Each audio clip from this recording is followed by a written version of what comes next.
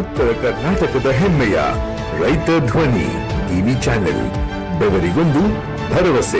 ರಾಜ್ಯದಲ್ಲಿ ಕೃಷಿ ಖಾತೆಗೆ ಇನ್ನೂ ಸಚಿವರ ನೇಮಕವಾಗದಿರುವುದು ಹಾಗೂ ವಿದ್ಯುತ್ ಖಾಸಗೀಕರಣದ ಚರ್ಚೆ ರಾಜಕೀಯ ವಲಯದಲ್ಲಿ ಹೊಸ ಚರ್ಚೆಗೆ ಕಾರಣವಾಗಿದೆ. ಈ ಕುರಿತು ಮಾಜಿ ಮುಖ್ಯಮಂತ್ರಿ ಹಾಗೂ ಬೆಳಗಾವಿ ಸಂಸದ ಜಗದೀಶ್ ಶೆಟ್ಟರ್ ತಮ್ಮ ಅಭಿಪ್ರಾಯವನ್ನು ವ್ಯಕ್ತಪಡಿಸಿದ್ದಾರೆ.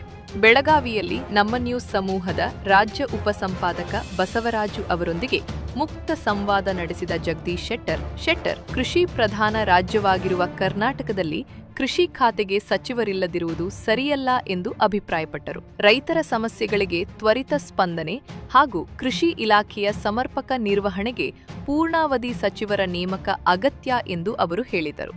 ವಿದ್ಯುತ್ ಖಾಸಗೀಕರಣ ಕುರಿತ ಪ್ರಶ್ನೆಗೆ ಪ್ರತಿಕ್ರಿಯಿಸಿದ ಶೆಟ್ಟರ್, ಜನರ ಹಿತಾಸಕ್ತಿ ಹಾಗೂ ರೈತರ ಅಗತ್ಯಗಳನ್ನು ಗಮನದಲ್ಲಿಟ್ಟುಕೊಂಡೇ ಯಾವುದೇ ನಿರ್ಧಾರ ಕೈಗೊಳ್ಳಬೇಕು ಎಂದು ತಿಳಿಸಿದರು. ಈ ವಿಷಯದಲ್ಲಿ ಸರ್ಕಾರ ತನ್ನ ನಿಲುವನ್ನು ಸ್ಪಷ್ಟಪಡಿಸಬೇಕು ಎಂದು ಅವರು ಒತ್ತಾಯಿಸಿದರು. ಮಂತ್ರಿ ಆಗಿದ್ದಾರೆ, ಆದ್ರೆ ನಿಜವಾಗೂ ಕರ್ನಾಟಕ ಕೃಷಿ ಪ್ರಧಾನ ಒಂದ್ ರೀತಿ ಇದು ಸರ್. ಆದ್ರೆ ರೈತರಿಗೋಸ್ಕರ ಒಂದ್ ರೀತಿ ಕೃಷಿ ಇಲಾಖೆನೆ ಇನ್ನ ಇದಾಗಿಲ್ಲ ಸರ್, ಕೃಷಿ ಖಾತೆಗೆ ಹಂಚಿಕೆ ಆಗಿಲ್ಲ. ನೋಡಿ, ಯಾವ ಖಾತೆ ಹಂಚಿಕೆ ಮಾಡಿರೋ ಬಿಟ್ಟಿರಲ್ಲ, ಮುಖ್ಯಮಂತ್ರಿ ಆಡಳಿತ ಬಿಗಿ ಇದ್ರೆ ಎಲ್ಲವೂ ನಡ್ಕೊಂಡು ಹೋಗತಿ. ಈಗ ಅವ್ರು ತಮ್ಮ ಅಧಿಕಾರ ಹೊಸದಾಗಿ ಮುಖ್ಯಮಂತ್ರಿ ಆಗ್ಯಾರ, ಇದ್ರೊಳಗೆ ವೈಭವದೊಳಗೆ ಹೊಂಟು ಬಿಟ್ಟಾರ. ಈಗ ಇಡೀ ರಾಜ್ಯದಲ್ಲಿ ಎಲ್ಲಿ ಸರಿಯಾದಂತ ಮಳೆ ಆಗಿಲ್ಲ, ಮುಂಗಾರು ಬರ್ಲಿಲ್ಲ, ಈಗ ಬಿತ್ತನೆನೂ ಸರಿಯಾಗಿಲ್ಲ. ಇಂಥ ಟೈಮ್ದಾಗ ಇವತ್ತು ಎಲ್ಲಾ ಜಿಲ್ಲಾಧಿಕಾರಿ ಇನ್ಸ್ಟ್ರಕ್ಷನ್ ಕೊಟ್ಟು ಮತ್ತು ಕುಡಿಯುವ ನೀರಿನ ತೊಂದರೆಯೂ ಸತಿಗೆ ಎಲ್ಲ ಕಡೆ ಆಗತ್ತೈತಿ. ಇದು ಮಾಡ್ಕೊಂಡು ಇವತ್ತು ಅದಕ್ಕೇನು ಆಲ್ಟರ್ನೇಟಿವ್ ಏನೋ ಒಂದು ವ್ಯವಸ್ಥೆ ಮಾಡಬೇಕು, ಅದ್ರ ಬಗ್ಗೆ ಮುಖ್ಯಮಂತ್ರಿ ಆಲೋಚನೆ ಮಾಡಬೇಕಾಗ್ತದೆ. ಮತ್ತು ಕೃಷಿ ಇಲಾಖೆ ಅವ್ರ ಕಡೆನೇ ಇದೆ, ಮತ್ತೊಬ್ಬ ಮಂತ್ರಿ ಮಾಡಿಲ್ಲ ಅನ್ನೋದು ಬೇರೆ, ಈಗ ಅವ್ರ ಕಡೆನೇ ಇದೆ. ಅದಕ್ಕೆ ಹೆಚ್ಚಿನ ಆದ್ಯತೆ ಕೊಟ್ಟು ಇದು ಮಾಡಬೇಕು. ಇಲ್ದಿದ್ರೆ ಸಮಸ್ಯೆಗಳು ಜಾಸ್ತಿ ಆಗ್ತಾವು. ಮುಂದೆ ಜನ ದಂಗೆ ಹೇಳಕ್ ಚಾಲು ಮಾಡ್ತಾರ, ರೈತರು ದಂಗೆ ಹೇಳ್ತಾರೆ.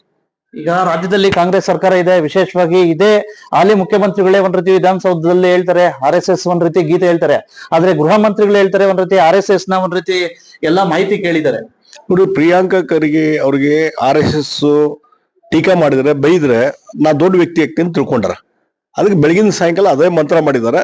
ಜನಾನು ಅದ್ರ ಬಗ್ಗೆ ಬಹಳ ಅವ್ರ ಬಗ್ಗೆ ಅಲರ್ಜಿ ಆಗಿಬಿಟ್ಟಿದೆ. ಈಗ ಇವ್ರಿಗೆ ಪ್ರಿಯಾಂಕಾ ಖರ್ಗೆ ಬಗ್ಗೆ ಏನಪ್ಪ ಮುಂಜಾನೆ ಬೇಡ ಅದ ಮಾಡ್ತಾನೆ. ಇವತ್ತು RSS ಒಳ್ಳೆ ಸಂಸ್ಥೆ ಇದೆ, ಒಳ್ಳೆ ಕೆಲಸ ಮಾಡ್ತಾ ಇದೆ, ಸಮಾಜಮುಖಿ ಕೆಲಸ ಮಾಡ್ತದೆ.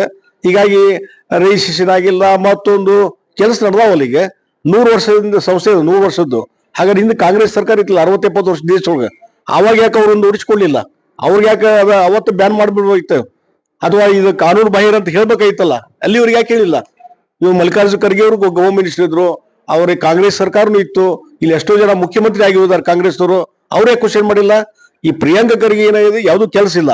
ಒಂದು ಸರಿಯಾಗಿ ಮೊದಲ ಹೋಮ್ ಇಲಾಖೆ, ಗೃಹ ಇಲಾಖೆಯನ್ನ ನಿರ್ವಹಣೆ ಮಾಡ್ಕೊಂಡು ಒಳ್ಳೆ ಹೆಸರು ಪಡ್ಕೊಳ್ಳೋದು ಬಿಟ್ಟು ಬೆಳಗಿನ ಸಾಯಂಕಾಲ RSS ಬಗ್ಗೆ ಕ್ವಶನ್ ಮಾಡಕ್ ಹೊಂಟಾರ. ಇದು ಬಹಳ ದಿವಸ ನಡೆಯುದಿಲ್ಲ ಅಂತ ಹೇಳ್ತೀವಿ ನಾವು. ಬೆಳಗಾವಿ ಜಿಲ್ಲಾ ರಾಜಕಾರಣದಲ್ಲಿ ಎಲ್ಲೊಂದ್ ಕಡೆ ಬಿಜೆಪಿಯಲ್ಲಿ ಉತ್ಸುಕ ಆಗಿದೆ ಸರ್. ಸಾಕಷ್ಟು ನಿನ್ನೆ ತಾನೇ ರಾಜಕೀಯವಾಗಿ ಬದ್ಧವೈರಿಗಳಾಗಿರ್ತಕ್ಕಂಥ ಬಿಜೆಪಿ ಮುಖಂಡರುಗಳು ಇಬ್ರು ಸರ್, ರಮೇಶ್ ಕತ್ತಿ ಅವರು ಮತ್ತೆ ರಮೇಶ್ ಜಾರಕಿಹೊಳಿ ಅವರು ನೋಡ್ರಿ, ವೈಯಕ್ತಿಕವಾದಂತ ವ್ಯಕ್ತಿಗಳ ಬಗ್ಗೆ ನಾ ಏನು ಮಾತಾಡಕ್ ಹೋಗಲ್ಲ. ಅಲ್ಲ, ಬೇರೆ ಎಲ್ಲಾಗ್ಯಾರ ಅವ್ರು, ಬೇರೆ ಎಲ್ಲಿದ್ರು ಅವ್ರು ಒಂದಾದಾರ ಬೇರೆ ಎಲ್ಲಾಗ್ಯಾರ, ಬೇರೆ ಇದ್ರೆ ಒಂದಾಗುದು, ಬೇರೆನಾಗಿಲ್ಲಲ್ಲ ಅವರು ಸರ್. ಈಗ ವಿಶೇಷವಾಗಿ ರಾಜ್ಯಾದ್ಯಂತ ಒಂದ್ ರೀತಿ ಇದೆ, ಮಳೆ ಬೇರೆ ಕೊರತೆ ಇದೆ ಸರ್. ಸಾಕಷ್ಟು ಜನ ಒಂದ್ ರೀತಿ ಮೋಡ ಬಿತ್ತನೆ ಮಾಡಿ ಅಂತ ಹೇಳಿದ್ರೆ, ಒಂದ್ ಕಡೆ ಬೆಳೆ ಪರಿಹಾರ ಕೊಡಿ ಅಂತ ರೈತರು ನೋಡಿ. ಮೋಡ ಬಿತ್ತನೆ ಇವೆಲ್ಲ ಬಿಟ್ಬಿಡ್ರಿ, ನ್ಯಾಚುರಲ್ ಮಳೆ ಆದ್ರೆ ಒಳ್ಳೇದಾಗ್ತದೆ.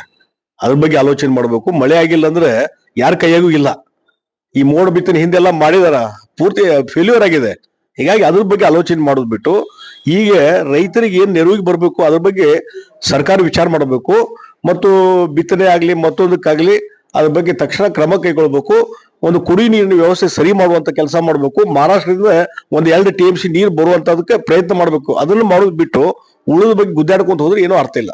ವಿದ್ಯುತ್ ಖಾಸಗೀಕರಣ ಬಗ್ಗೆ ಸಾಕಷ್ಟು ರೈತ ಸಂಘಟನೆಗಳು ವಿರೋಧ ನೋಡಿ, ಅದ್ರ ಬಗ್ಗೆ ನಡೀತಾ ಇದೆ. ಅದಕ್ಕೆ ಖಾಸಗೀಕರಣ ಯಾವ್ದೊಂದು ಮಾಡುವಾಗ ಬಹಳ ಆಲೋಚನೆ ಮಾಡ್ಕೊಂಡು ಮಾಡ್ಬೇಕಾಗ್ತದೆ. ಅದರಿಂದ ಏನ ಕಾನ್ಸಿಕ್ವೆನ್ಸ್ ಆಗ್ತದೆ, ಅಡ್ವಾಂಟೇಜ್ ಡಿಸ್ಅಡ್ವಾಂಟೇಜ್ ಎಲ್ಲ ವಿಚಾರ ಮಾಡ್ಬೇಕಂತ ಹೇಳ್ತೀನಿ. ತಾವೇನಾದ್ರು ನೆಕ್ಸ್ಟ್ ಕ್ಯಾಬಿನೆಟ್ ಮಂತ್ರಿ ಆಗ್ತೀರಾ ಸರ್? ನೋಡಿ, ಇದು ನಾನೀಗ ಒಬ್ಬ MP ಬೆಳಗಾವಿದ್ದು, ಅದಕ್ಕೆ ಕೆಲಸ ಮಾಡಕತ್ತೀನಿ. ಪಕ್ಷದವ್ರು ಯಾವ್ಯಾವ ಜವಾಬ್ದಾರಿ ಕೊಡ್ತಾರೆ ಅದನ್ನ ಮಾಡ್ತೀನಿ ಅಷ್ಟೇ. ಇವಿಷ್ಟು ಒಟ್ಟಶಿಖರೆ ಗೊತ್ತಾಯ್ತಲ್ಲ. ಮಾನ್ಯ ಗೌರವಾನ್ವಿತ ಮಾಜಿ ಮುಖ್ಯಮಂತ್ರಿಗಳು ಹಾಲಿ ಲೋಕಸಭಾ ಸದಸ್ಯರಾಗಿರ್ತಕ್ಕಂಥ ಶ್ರೀ ಜಗದೀಶ್ ಶೆಟ್ಟರ್ ಸಾಹೇಬ್ರ ಅಭಿಪ್ರಾಯ. ನಮಸ್ಕಾರ, ಥ್ಯಾಂಕ್ ಯು.